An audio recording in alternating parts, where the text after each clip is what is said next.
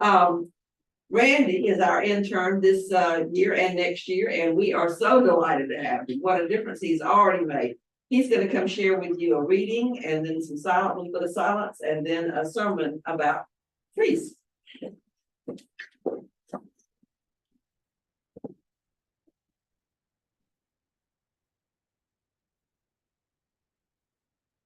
Good morning.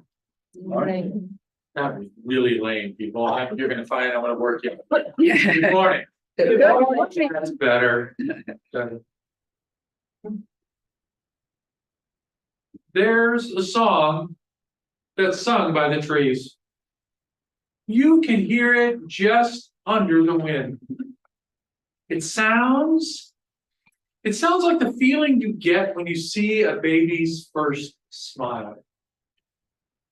And its sound resonates through your soul. There's a song that's sung by the trees. You can hear them in close harmony with the birds who sing in their branches. And it sounds like the sunset listening through their leaves. There's a song that's sung by the trees. You can hear it in the silence of the night sky and in the heat of a sun-drenched day. And it sounds like love. A moment of silence.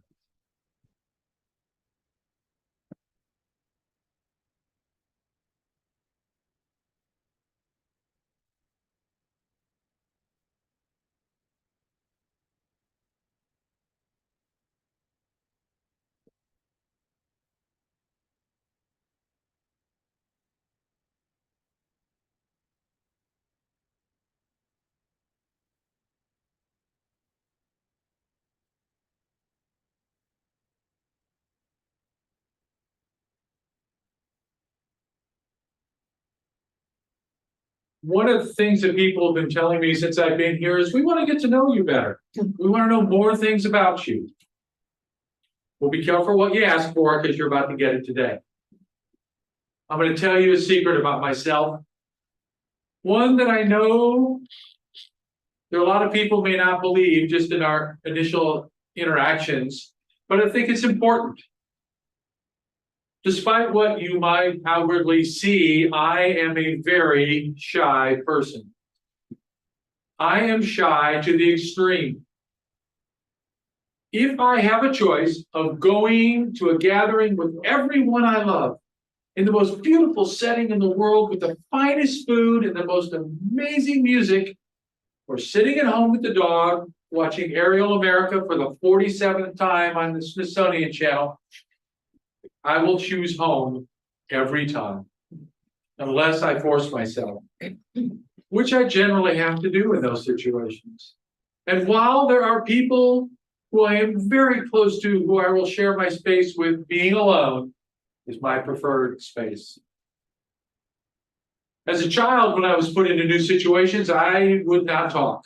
Or if I did, I would babble on, not knowing what to say, until I retreated back into my shell and blended into the background. So it should not be surprising to learn then, when I was young, on hot summer days in the Midwest, my mother, like all mothers in the 60s, would look at me reading my book or playing with my toys and tell me to go outside and don't come back until dinner time. Often she would send me out with a brown paper bag with a sandwich or some chips, knowing I would find a garden hose somewhere to get a drink of water out of, and push me out the door. My friend David Green was around. We might get together and play for a bit, and inevitably would try to sneak back into one of the other's air-conditioned houses, only to be found out and thrown out by a respective mother. Then one of us would have an appointment or something, we'd separate, and I would retreat to the one place I felt most at home, most special, and most comfortable, in a tree. Whether it was the maple tree behind my garage at my house or the hackberry tree at the dead end of my street, or less often one of the big spruce trees in the traffic island in the neighborhood next door, I would climb that tree and spend what seemed like hours. I would put my lunch bag and my teeth as I climbed up to my favorite spot, that one that fit me just right. And I would park myself and I would talk to the trees. And here's the really fascinating part. They would talk right back. Now, you should know that when I was in grade school, one of the things that was always on my report cards, especially when I was little, was the phrase, Randy certainly has a vivid imagination. And that continues through to today. And so thinking back to my conversations with the trees, I chalked it up to my vivid imagination. After all, trees don't talk. I mean, even my most trusted philosopher, Dr. Seuss, says that right there in the book, The Lorax, the trees have no voices. It's not like the Ents in the Lord of the Rings movies. They don't just pull up roots and wander about and talk, do they? I mean, trees are as different as humans as you could get, aren't they? In the foreword to a book called The Hidden Life of Trees, written by German forester and philosopher Peter Wohlleben, the Australian conservationist Tim Flannery writes, "But the most astonishing thing about trees is how social they are. The trees in a forest care for each other, sometimes even going so far as to nourish the stump of a felled tree for centuries after it was cut down, by feeding it sugars and other nutrients, so keeping it alive. Only some stumps are thus nourished. Perhaps they are the parents of trees that make up the forest today. A tree's most important means of staying connected to other trees is a wood wide web of soil fungi that connects vegetation in an intimate network that allows the sharing of an enormous amount of information and goods." And by the way, I just finished another book this past week called In Search of the Mother Tree, written by a Canadian forester. And she's the one who actually developed the terminology, the wood wide web. And I'll get her name for you afterwards. Trees need each other. They're a community. They care for each other. Some more than others, but they care for each other. And on top of that, they communicate. They talk to each other through electrical impulses. They are known to warn each other of danger from animals or insects through scent, and they attract bees and light through their bright colored blooms. So spring in Georgia is not just about our visual pleasure. It's the trees talking to each other and inviting guests to visit them. But that's just nature, right? I mean, okay, trees communicate and share and help each other and even keep stumps alive for hundreds of years after they've been cut down. Surely they can't talk to me. I mean, they don't actually talk, right? Further along in his book, Wohlleben provides some insight into that as well. He cites research done by Dr. Monica Gagliano from the University of Western Australia, who, along with her colleagues, went into the forest and listened and found that there was a sound coming from the root systems of trees, specifically at a frequency of 220 hertz. You can tell I totally am geeking out about this. This new book that I just finished was amazing.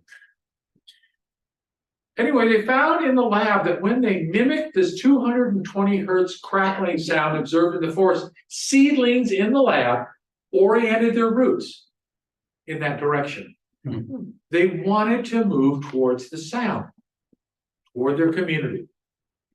The research is still in its infancy, but trees do also communicate by sound. Trees and forests are also known to put out a specific pheromone that calms humans. Mm-hmm. Science, they've captured it, they've measured it, it exists. When humans walk into the forest, the pheromone interacts with humans and the trees calm them. They've shown studies where people's blood pressure drops, their breathing rate drops, and they just feel better. The trees relax you, and the trees help to quiet our busy human minds. And despite our need to cut them for wood for our homes and paper towels and toilet tissues, they still welcome us into their world and say, come on, be quiet with us, be part of our community. Science tells us they communicate. Science tells us they communicate with us humans specifically. But can humans actually speak with the trees? Is that possible? Or am I mad as a hatter? So, I warned you the last time I'm going to be interactive with you. So here we're going to do a quick non-scientific experiment. I'm going to ask you as you're comfortable to close your eyes. Take a deep breath. And I ask you to think about someone who is dear to you. They can still be present or with us or have passed on, but I want you to think about them.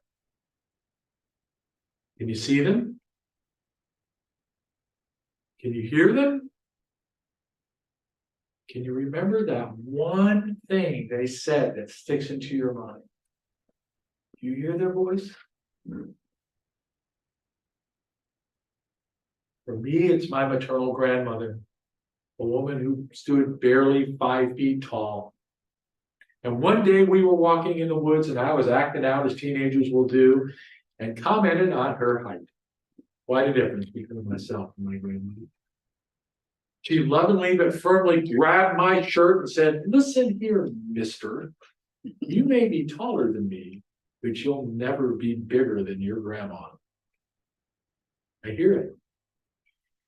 I have a reaction to it still today. It's as if she was right here telling me that, and it happened nearly 50 years ago. So when I tell you the trees talked back to me as a child, the trees talked back. It wasn't some hum at 220 hertz, it was a voice, clear as anything, telling me things, conversing and talking with me. So what was it? Was it actually the trees? Was it the voice of the divine? Was it my ancestors speaking with me when I found that still quiet place? Was it my, as they said in school, my vivid imagination? Or, and this is where that story that Jane shared with us today really connects. As I grew older, and I feared this, was I just hearing voices? And was I crazy? Similar to the boy in the story, there was a time in my life where I was so frightened by the voice, I stopped listening. I did my best to drown out those conversations, and I did it with lots of distractions, television, music, in my case, alcohol. But no matter how hard I tried, they were always still there. Maybe not right up front, but they were there. And I never told anyone that I talked to trees. Until very recently. You see, over the last couple of years, I found the need to be talking to the trees again, and I went out on a limb, way out on a limb, unintended, and told my partner, Jill Brooks, that I talk to trees. You want to talk about something that could end a budding relationship really, really fast? Tell the person you're seeing that you're talk to trees. But rather than being brushed aside and ghosted, I was accepted. And the questions came enthusiastically flooding forth. What do they sound like? What do they say? Can I talk to trees? Why didn't you tell me? What are they saying? It was one of the most special things that ever happened to me. Now, I am far from an expert on trees. I can tell an oak from a maple. And those from the Midwest know that maple leaves will turn upside down just before it starts to rain. So that's when we knew it was about time to go inside, when the maple trees leaves would turn upside down. There's so much to learn about the woods, so much we can gain.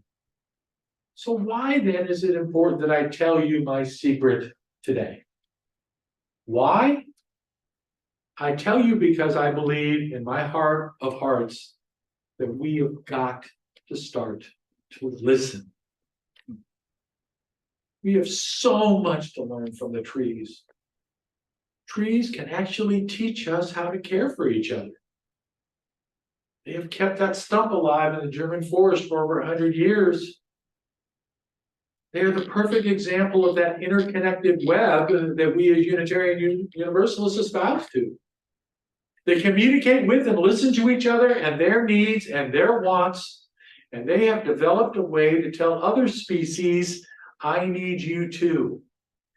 This book that I literally just finished this week, they talk about foresting in Canada and how the clear cutting, they would get rid of everything. But the trees, in order to regrow the forest, they needed the other plants there because they were feeding each other. They say, I cannot survive without you. They are telling us that today. Maybe the conversations I have with the trees are my way of conversing with the divine. Maybe they are my ancestors. Maybe it's just my vivid imagination. Maybe I'm a little crazy too. But here's what I know for sure. Here's what they have said to me. They are here for us. They relish our time together, those quiet times with their human brothers and sisters. Just being with them matters. We matter to them. And while they are not particularly happy about the fact that just today we've mowed down hundreds and hundreds of acres of their kin, they still welcome us. They still want us and desire us to be with them and be part of their community. So, homework. I encourage you to go into the trees and listen. You will hear their song accompanied by the birds singing in the trees, in the limbs. And you can see and hear the wind dancing in their branches and hear those crackles in the forest floor. And who knows, maybe even a hum at 220 hertz. So if you can, go sit on the ground and lean against a strong trunk. Or if you have a notion, climb on up and sit within its waiting arms. Take a minute and talk to the trees. They are listening. And don't be surprised if they start talking back. May it be so. Yeah. Thank you, Randy.